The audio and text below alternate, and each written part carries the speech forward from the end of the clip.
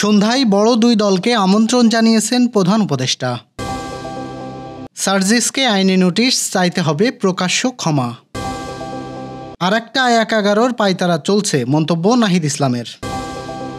আসিফ মাহমুদের সাবেক এপিএসের দেশত্যাগে নিষেধাজ্ঞা।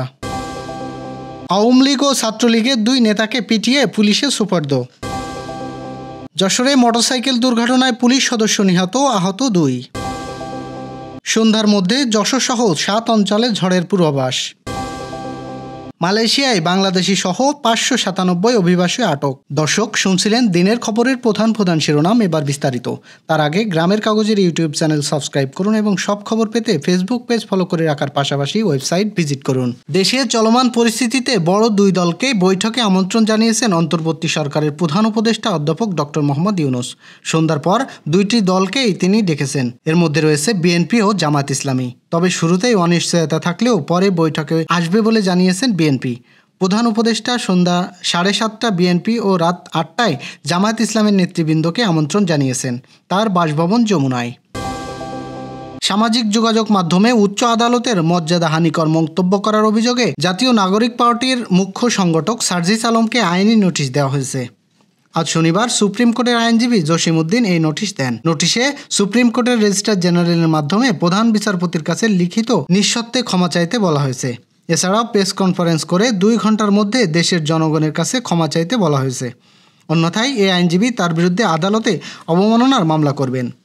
এর আগে গত বৃহস্পতিবার সার্জিস এক ফেসবুক পোস্টে লেখেন, টাকা আর রাজনৈতিক দলের সুপারিশে অনেক হত্যাকারী আওয়ামী লীগের জামিন হয়ে যায়। টাকা আর রাজনৈতিক সুপারিশ নয় বলে আওয়ামী লীগের আমলে জুলুমের শিকার অনেক মাজলুমের জামিন হয় না। জাতীয় নাগরিক পার্টির আহ্বায়ক নাহিদ ইসলাম বলেছেন, গণতান্ত্রিক রূপান্তরকে বাধাগ্রস্ত করতে আরেকটি ১/১১ বন্দোবস্ত করার পায়তারা চলছে। শুক্রবার নিজের ফেসবুক ভেরিফাইড পেজে দেওয়া এক স্ট্যাটাসে তিনি একথা বলেন। স্ট্যাটাসে নাহিদ ইসলাম বলেন, বাংলাদেশের রাজনীতিকে সব ধরনের আধিপত্য থেকে মুক্ত করে স্বাধীন সার্বভৌমত পরিচালনা করার লক্ষ্য আমাদের। বারবার বাংলাদেশকে বিভাজিত করা হয়েছে, জাতীয় ঐক্য বিনষ্ট করা হয়েছে বাংলাদেশকে দুর্বল রাখার লক্ষ্যে। আওয়ামী লীগের নিষিদ্ধ করার পর থেকেই দিল্লি থেকে ছক আঁকা হচ্ছে দেশের অস্থিতিশীলতা তৈরি করার, দেশের বিভাজন করার। ফ্যাসিবাদ ও আধিপত্যদের বিরুদ্ধে দেশপ্রেমিক বাংলাদেশিপন্থী ধর্মপ্রাণ ছাত্র জনতাকে সার্বভৌমত্ব সংস্কার ও জুলাই গণঅভ্যুত্থানের পক্ষে ঐক্যবদ্ধ থাকতে হবে। দেশপ্রেমিক সেনা অফিসার ও সেনাদের সার্বভৌমত্ব ও দেশের রক্ষায় প্রস্তুত থাকতে হবে। স্থানীয় সরকার উপদেষ্টা আসিফ মাহমুদের সাবেক এপিএস মোয়াজ্জেম হোসেন দেশত্যাগের নিষেধাজ্ঞা এনআইডি ব্লক করার সিদ্ধান্ত নিয়েছে দুর্নীতি দমন কমিশন। শনিবার দুদক কার্যালয়ে এ তথ্য নিশ্চিত করেছেন। দুদক জানায়, মোয়াজ্জেম হোসেন এপিএস থাকাকালীন ক্ষমতার অপব্যবহার করে তদবির বাণিজ্য, টেন্ডার বাণিজ্য সহ নানা অনিয়মের মাধ্যমে শত শত কোটি টাকা অর্থ সম্পদ উপার্জনের অভিযোগ পাওয়া গেছে। গত বৃহস্পতিবার তাকে জিজ্ঞাসাবাদ শেষে আরও যাচাই বাছাইয়ের সাথে তার বিদেশ গমনের নিষেধাজ্ঞা ও এনআইডি ব্লক করার সিদ্ধান্ত নিয়েছে দুদক। সম্প্রতি মোয়াজ্জেম হোসেনের বিরুদ্ধে ওঠা নানা রকম দুর্নীতির খবর গণমাধ্যমে প্রচারিত হলে স্থানীয় সরকার উপদেষ্টা আসিফ মাহমুদ সজীব ভুঁইয়ার এপিএস পদ থেকে অব্যাহতি দেওয়া হয়। ময়মনসিংহের ফুলবাড়ী আওয়ামী লীগ ও নিষিদ্ধ ঘোষিত ছাত্রলীগের 2 নেতাকে পিটিয়ে পুলিশে সোপর্দ করেছে ছাত্রদল ও যুবদলের নেতাকর্মীরা। তাদের বিরুদ্ধে সরকারি রাস্তা নির্মাণে বাধা দেওয়ার অভিযোগ রয়েছে। শুক্রবার রাত 10টার দিকে ফুলতলা পৌর শহর এই ঘটনা ঘটে। আটককৃতরা হলেন ফুলপুর উপজেলা ছাত্রলীগের সাবেক সভাপতি দেবাশিস তালুকদার শুভ ও একই উপজেলার রূপসী ইউনিয়ন আওয়ামী লীগের সদস্য আজিজুল ইসলাম। ফুলপুর থানার পুলিশের ভারপ্রাপ্ত কর্মকর্তা হাদি এ তথ্য নিশ্চিত করে জানান, ছাত্রলীগ ও আওয়ামী লীগের 2 নেতাকে পিটিয়ে থানায় সোপর্দ করা হয়েছে। এর মধ্যে আওয়ামী লীগ নেতা আজিজুল ইসলাম আহত হয়, তাকে ময়মনসিংহ মেডিকেল কলেজ হাসপাতালে ভর্তি করা হয়েছে। ওসি আরও জানান, আজিজুল ইসলামের বিরুদ্ধে একটি মারামারির মামলা রয়েছে, তবে এই মামলায় বর্তমানে তিনি জামিনে রয়েছেন। এছাড়াও যুবলীগ নেতা দেবাশিস তালুকদার শুভ একাধিক মামলার সন্দেহভাজন আসামি, তার বিরুদ্ধে আইনানুগ ব্যবস্থা গ্রহণ করা হচ্ছে।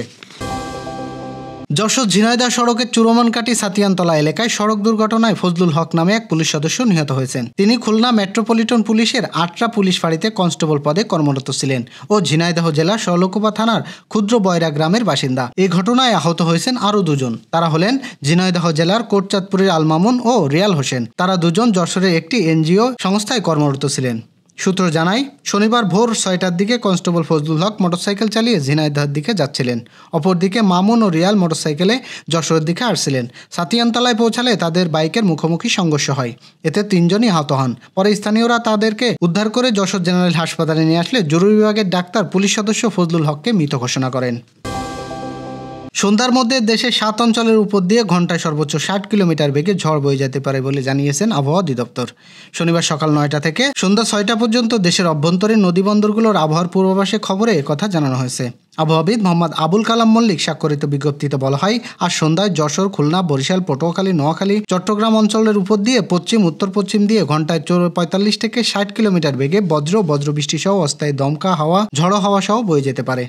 এসব এলাকায় নদীবন্দরকে 1 নম্বর সতর্কতা সংকেত দেওয়া হয়েছে। পূর্বাভাসে আলো বলা হয়েছে, আজ সকাল 6টা থেকে ঢাকার তাপমাত্রা রেকর্ড করা হয়েছে 27.0 ডিগ্রি সেলসিয়াস, আর আর্দ্রতা ছিল 90%। গতকালের সর্বোচ্চ তাপমাত্রা ছিল 32 ডিগ্রি সেলসিয়াস। আজকে সর্বনিম্ন তাপমাত্রা রেকর্ড করা হয়েছে 26.8 ডিগ্রি সেলসিয়াস। আর গত 24 ঘন্টায় 3 মিটারের বজ্রপাতের রেকর্ড করা হয়েছে। এছাড়াও আজ সন্ধ্যা 6টা 39 মিনিটে সূর্যাস্ত এবং আগামীকাল ভোর 5টা 12 মিনিটে সূর্য উদয় হবে। অন্যদিকে গতকাল রাতে আবহাওয়া অধিদপ্তর থেকে প্রকাশিত সারা দেশের সম্ভাব্য পূর্বাভাসে জানানো হয়েছে, আগামী মঙ্গলবার বঙ্গোপসাগরে একটি লঘুচাপ সৃষ্টির সম্ভাবনা রয়েছে, যার প্রভাবে বাংলাদেশে বৃষ্টিপাতের প্রবণতা বাড়তে পারে। আবহাওয়া অধিদপ্তর পূর্বাভাস অনুযায়ী বর্তমান লঘুচাপের বহির অংশ পশ্চিম থেকে বাংলাদেশের দক্ষিণ পশ্চিমের উত্তর বঙ্গোপসাগর পর্যন্ত বিস্তৃত রয়েছে। এছাড়াও দক্ষিণ পশ্চিম মৌসুমে নিম্ন মিয়ানমার আকিবার উপকূল পর্যন্ত অগ্রসর হয়েছে। এছাড়া আরও অগ্রসর হওয়ার অনুকূল পরিবেশ বিরাজ করছে। এছাড়া আজ ঢাকা, বরিশাল, চট্টগ্রাম বিভাগে কিছু কিছু জায়গা এবং রাজশাহী, রংপুর, ময়মনসিংহ, খুলনা, সিলেট বিভাগের 2-1 জায়গায় অস্থায়ী দমকা হাওয়া সহ বিদ্যুৎ চমকানো বজ্রবৃষ্টি হতে পারে। সারা দেশে দিন ও রাতের তাপমাত্রা প্রায় অপরিবর্তিত থাকতে পারে বলে জানানো হয়েছে। মালয়েশিয়া সেলেঙ্গর রাজ্যে ও সাঁড়াশি অভিযানে বাংলাদেশি সহ 597 অভিবাসীকে আটক করেছে নির্বাসন বিভাগ। বৃহস্পতিবার দিবাগত রাতে সেলেঙ্গর রাজ্যে পেটালিং জয়ার মিলিটারি কোর্টের অভিবাজন বিভাগের এয়ারফোর্স টিমের একটি সাঁড়াশি অভিযানে তাদেরকে আটক করা হয়। শুক্রবার সকালে ইমিগ্রেশনের উপপরিচালক জাফরি এমবক তাহা বিবৃতিতে এ তথ্য নিশ্চিত করেছেন। বিবৃতিতে তিনি বলেন, এই মেগা অভিযানে বিভিন্ন সংস্থার 390 জন কর্মকর্তা ও কর্মী অংশগ্রহণ করেছিলেন। অভিযান চলাকালীন বিভিন্ন জাতীয়তার 1597 জন ব্যক্তির কাগজপত্র পরীক্ষা করা হয়। এর মধ্যে কাগজপত্রবিহীন 597 জনকে আটক করা হয়, যাদের বয়স 11 থেকে 59 বছরের মধ্যে। আটকদের মধ্যে 472 জন পুরুষ এবং 125 জন নারী রয়েছে। আটকরা Indonesia, Bangladesh, Bharat, Myanmar, Nepal, Pakistan, Thailand সহ বিভিন্ন দেশের নাগরিক। তবে আটকদের মধ্যে কতজন বাংলাদেশি রয়েছে তা জানা যায়নি। অভিযানে পরিচয়পত্র না থাকায় অনুমোদিত সময়ের বেশি সময় ধরে অবস্থান করা, পাশের শর্ত লঙ্ঘন করা এবং অবৈধ নথি ব্যবহারের অপরাধে 597 অভিবাসীকে আটক করা হয়। তাদের তদন্ত ও পরবর্তী পদক্ষেপের জন্য ইমিগ্রেশন ডিটেনশন ডিপ্লোটিতে দেওয়া হয়েছে। একই সময়ে পেট্রোলিং জায়া সিটি কাউন্সিলিং এক্সপোর্ট ডিভিশনের অভিযানে অংশগ্রহণ করে এবং একই বাতির আশপাশের ব্যবসা এবং বিদেশিদের কর্মস্থানের লক্ষ্যে একটি সম্মতি অভিযান পরিচালনা করে। এই ছিল দুপুরের আয়োজন। এতক্ষণ সাথে থাকার জন্য ধন্যবাদ।